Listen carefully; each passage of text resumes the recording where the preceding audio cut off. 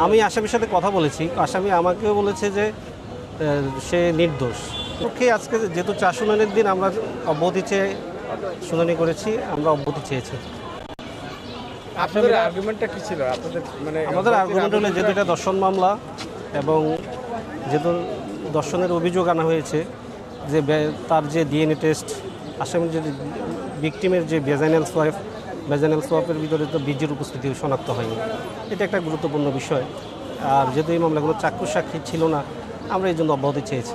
এই ডিএনএতে কি আসামির সাথে ক্রস ম্যাচিং হয়েছে কিনা, কোনো আলামত পাওয়া গেছে কিনা আসামির? না, আমি যতটুকু আমার কাছে যে রেকর্ড আছে সেই রেকর্ডে দেখা যাচ্ছে যে বীজের উপস্থিতি শনাক্ত হয়নি।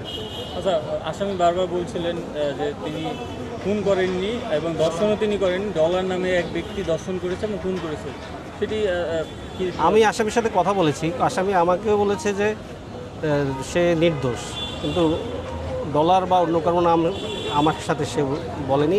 আমি জানি না এই বিষয়ে। সে যদি নির্দেশ হয়ে থাকে তাহলে রামিসাকে কে হত্যা করেছে সেটা তো আসলে আদালতে বিচার বিশ্লেষণের পরে প্রমাণ হবে কে করেছে।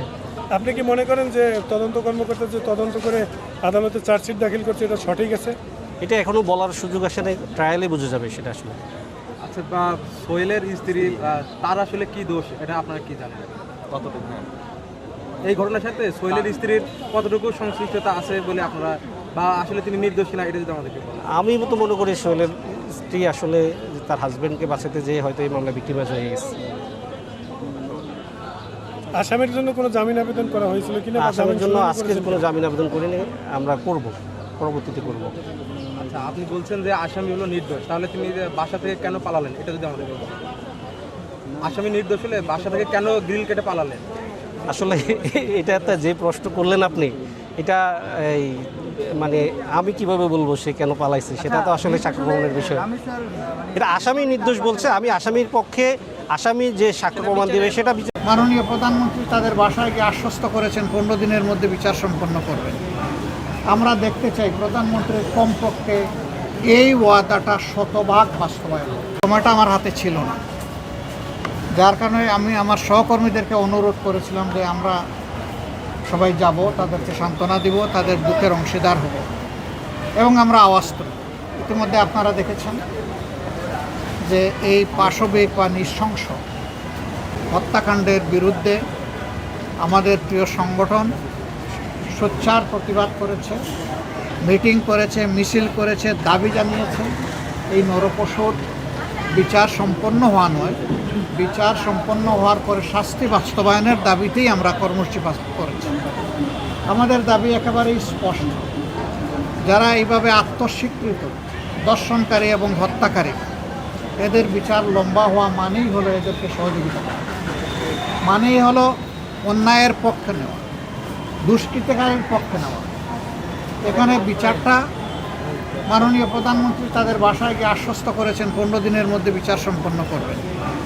আমরা দেখতে চাই প্রধানমন্ত্রীর কমপক্ষে এই ওয়াদাটা শতভাগ বাস্তবায়ন,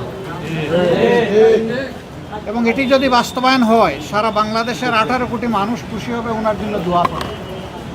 আমরা ওনার জন্য দোয়া করতে চাই, দেখতে চাই 15 দিনে এই বিচার সম্পন্ন হবে। এবং আমি পার্সোনালি বিশ্বাস করি যদি বিচার বিভাগ সঠিকভাবে এই কাজ করে, সিরিয়াসলি করে, তাইলে 15 দিন মানে 15 কর্মদিবসের মধ্যে এটি সম্ভব। অন্তত বিচারিক আদালতের কার্যক্রম সম্পন্ন করা সম্ভব। তারপরে দ্রুততম সময়ের মধ্যে এই রায়কে কার্যকর করার জন্য হাইকোর্টে পাঠাতে হবে। ওইটাও যদি সিনসিয়ারিটি থাকে উদাহরণ সৃষ্টির জন্য, ওইটাও 1 মাসের মধ্যে হয়তো বা সম্পন্ন করা সম্ভব। এবং আমি অনুরোধ করব আত্মস্বীকৃত এই ধরনের বদমাইশদের পক্ষে কোনো আইনজীবী যেন আদালতে না দাঁড়ায়।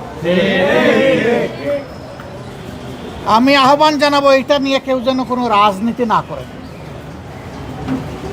এইটা আমাদের ইজ্জত বাঁচানোর লড়াই।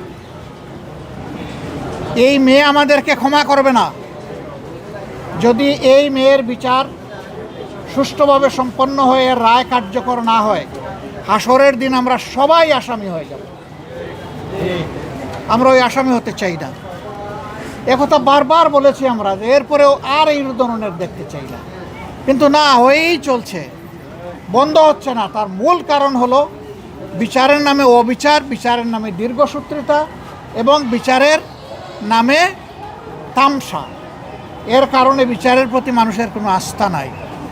রামিসার বাবা আব্দুল হান্নান মোল্লা, উনাকে যখন লোকেরা জিজ্ঞেস করেছিল আপনি বিচার চান কিনা, উনি বলেছেন আমি কার কাছে বিচার চাই। আমরা বিচারের প্রতি এই যে অনাস্থা তৈরি হয়েছে বিভিন্ন ধরনের হস্তক্ষেপের কারণে, আমরা চাই অনাস্থার সংস্কৃতি থেকে বিচার বিভাগ বের হয়ে আসুক। বিচার বিভাগ 100 বার স্বাধীন হোক এবং 100 ভাগ স্বাধীনতা নিয়ে তারা বিচার করুক, ন্যায় বিচার করুক। আমরা ওইটাই দাবি করব। আমরা সারা বাংলাদেশের জনগণের পক্ষ থেকে এই দাবি জানাই যে রামিসার এই বিচার অতি দ্রুত সম্পন্ন করে, যেহেতু সে স্বীকার করে নিয়েছে এবং এইখানে অন্য কোনো আলামতের প্রয়োজন নেই, আলামত একদম স্পষ্ট, সে এবং তার স্ত্রী এখান থেকে কোনোভাবেই রক্ষা পেতে পারে। এই দুইজনকেই বিচারের আওতায় আনতে হবে।